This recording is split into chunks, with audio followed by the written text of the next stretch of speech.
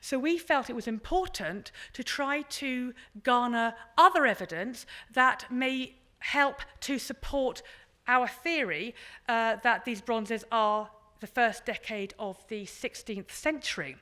So we called in our friends from the Rijksmuseum, Dr. Robert van Lang, who's head of the Conservation Division, and his associate, Ari Pappert.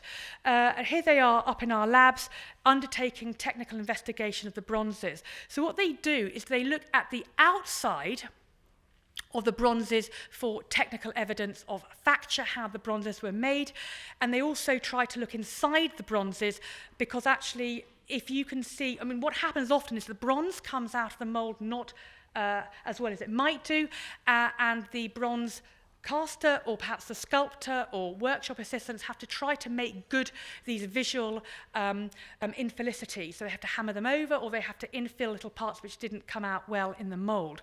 So if you can see what's going on inside via an X-ray or something, often the surface on the outside have been made good, and for the naked eye you can't see that there's been a problem. If you can see inside, then you can have some idea of what's going on.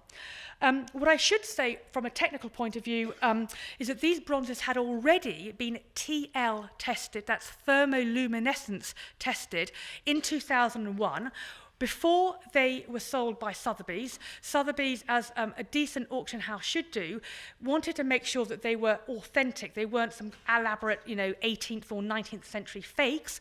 So they were taken to the Oxford laboratories where they were thermoluminescence dated. Now, it doesn't give you a very precise date, but what it does tell you is when they were last fired, when the core, they extracted some core from the inside, when that core was last fired, and the results came up as last fired between 300 and 500 years ago. That's 2001. Not very good at maths, but basically gives you a last firing date of between 1500 and 1700. So the latest possible date they could have been made was 1700, and clearly we think they're a lot earlier. So TL testing had been done prior to our investigations. What Ari is doing on the right-hand side, he's got this handheld XRF analyzer, an X-ray fluorescence analyzer. It's non-destructive, it has a little laser, and he pops it at various points all over the surface of the bronze where there is no patina to get in the way. He's trying to get the laser to read the directly onto the bronze, and it gives you an exact reading at that specific point of the composition of the metal alloy. It's very interesting for scientists to know what the composition of the bronze is. Bronze is an alloy formed primarily of tin and copper, and it has aggregate trace elements, silver, tin, antimony, arsenic even, whatever. And it's good to know what the exact composition is. Now, the problem is, as I say, we don't have, as yet, any known surviving bronzes by Michelangelo. So all this technical data that is being gathered, you think, well, why bother? You can't compare it directly with anything else. Well, A, we feel it's important as a sort of an academic courtesy.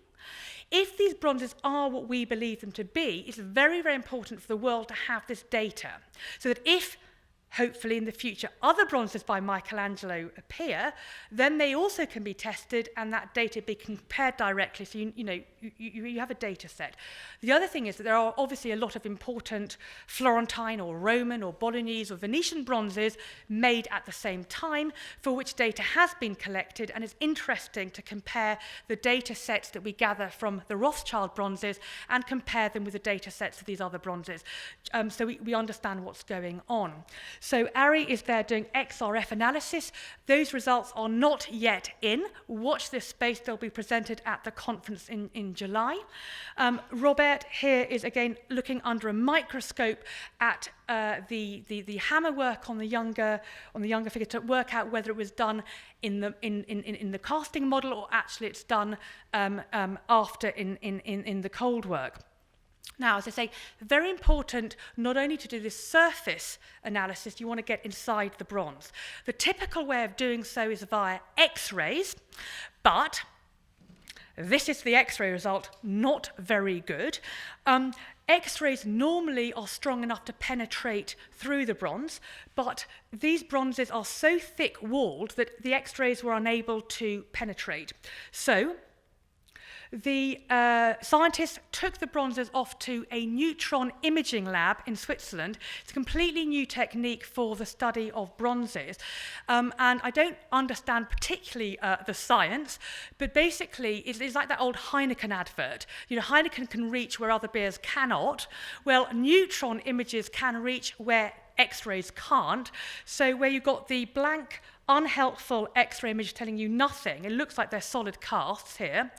The neutron image can penetrate, and what those images tell us is actually they are incredibly thick-walled casts. And actually, afterwards, you might like to look at the IT presentation on the tablet in the gallery, because actually these neutron images are 360, and they spin around on their axis, quite cool.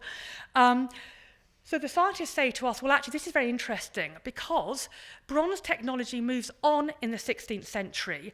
The ideal is to get thin-walled casts. Bronze is very expensive. The raw component materials, tin, copper, whatever, you have to mine it from the ground, you have to refine it, you have to import it if you're Italy. It's all quite expensive. And actually, thicker walls cause casting problems because there's a differential cooling rate in the bronzes, and also it means that they're too heavy to pick up.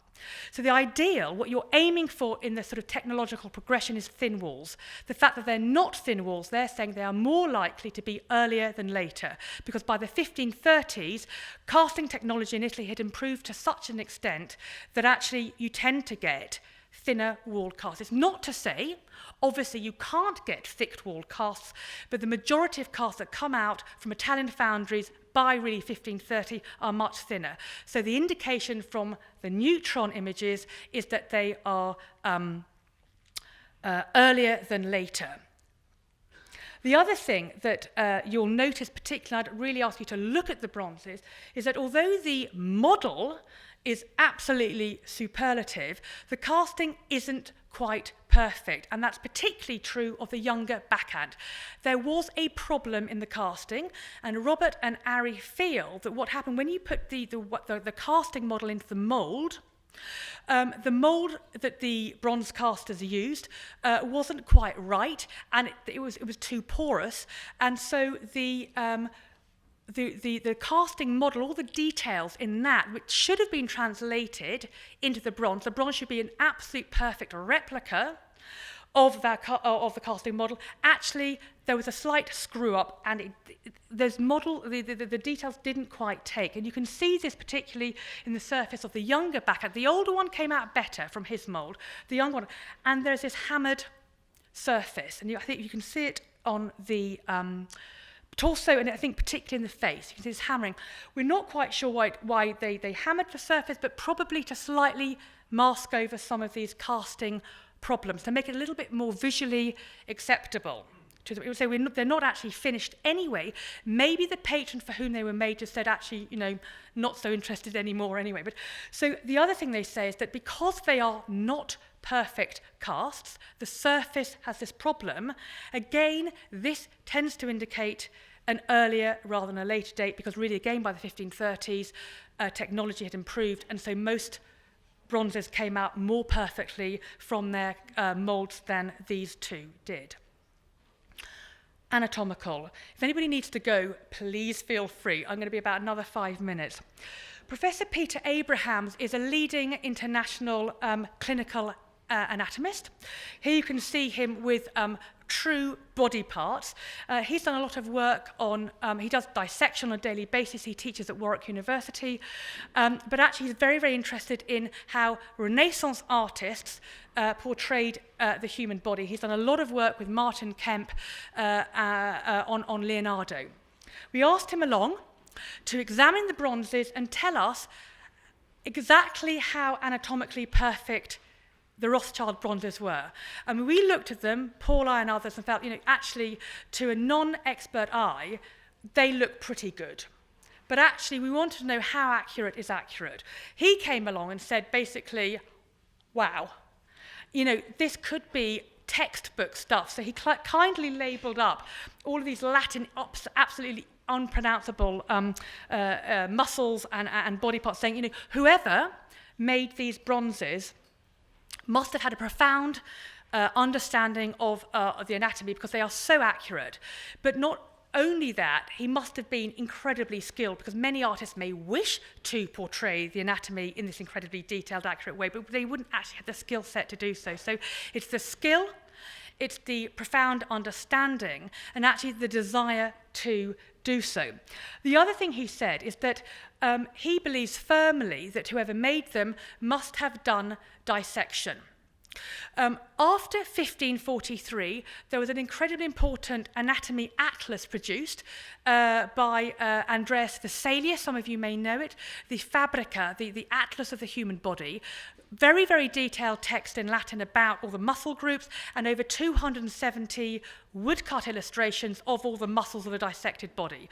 So actually what Professor Abraham says is that after 1547, an artist would not necessarily have to dissect a body to understand what was going on under the skin, because he could have consulted the 1543 Vesalius Fabrica. Before that date, you would have to have done dissection to show certain features. What he says is that the anatomy of the Rothschild bronzes is incredibly accurate. In most cases, it's textbook perfect, but in certain cases, there are certain muscles that are shown that actually you can't see. If you pose a muscle man in this posture, actually you don't see those muscles. He's pointing out various grooves in the thigh, or for example, this thing. If you actually do that movement, you don't see those muscles, but if you dissect a body, you can actually see these muscles. They're quite large, and he feels that Michelangelo, or whoever made the bronzes, had done dissection, knew those muscles were there, and wanted to put them in because they were large in dissection, and wanted to give them a prominence in the bronzes. And again, you can see these drawings by Michelangelo. And we know that Michelangelo did dissection. He's one of very, very few early 16th century artists who had access to dead bodies. As you're probably aware, the Catholic Church felt that dissection was immoral. It was wrong. When a person died, they should just be left in peace. They would be buried. It was desecration of the divinely created form, and so it was banned. Michelangelo had access to dead bodies. He was friendly with the prior of the main hospital in Florence, Santo Spirito, and he was given permission to dissect bodies. There are many, many drawings of dissected bodies by Michelangelo, all labelled up. We believe that he was involved, he had an idea to make an anatomy atlas, again, another sadly unfinished project. Now, please avert your eyes, those of you with sensitive dispositions, but this is Professor Abraham's sort of final point, is that there are certain features of those bronzes that are characteristic hallmarks of Michelangelo. So one feature that he was particularly interested on was the pubic hair. What he says is that if you look at ancient Greek sculpture, the Kouros figures of 500 BC, actually, although the pubic hair in those is very stylized, actually it's the correct sort of male formation. It forms a slight sort of triangle up towards the umbilicus. Later on, for whatever reason, Greek sculptors decided to stylize the arrangement of the male pubic hair. So they basically cut the top off. So it's actually a straight line at the top. It actually is a little bit more like female pubic hair arrangement. But if you look at Michelangelo's David and you look at the Rothschild figures, actually, it's anatomically, he says, absolutely correct. Now, apparently, I've learnt a lot over this project. There is something called the Tanner scale that actually pediatricians have developed to, when they're checking out male development of boys and adolescents, that actually their genitalia is developing correctly and at the correct time, and also the pubic hair. So this particular arrangement of pubic hair is apparently the Tanner scale 4/5. absolutely accurate. And I think his point was that very few sculptors at this early date literally had the balls, excuse me, but to do this, because actually they didn't. They didn't do pubic hair at all, or they made it very little, or whatever. So again, he's saying that for his money, it's the anatomical accuracy, the evidence of dissection with these hallmarks, he says, adds up to a very, very compelling case for the Rothschild bronzes being by Michelangelo.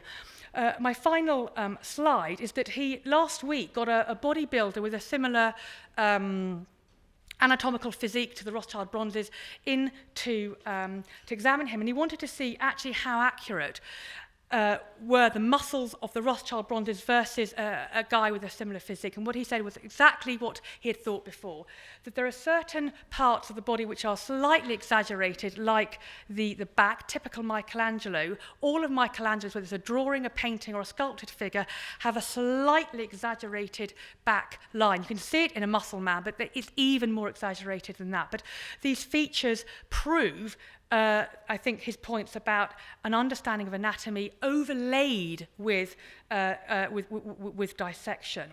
So I am going to close there, but I'd like you very, very much to buy the book, look at the PowerPoint presentation, read the labels, but we're not trying to convince you. We would like you to make your own mind up. Thank you for your patience.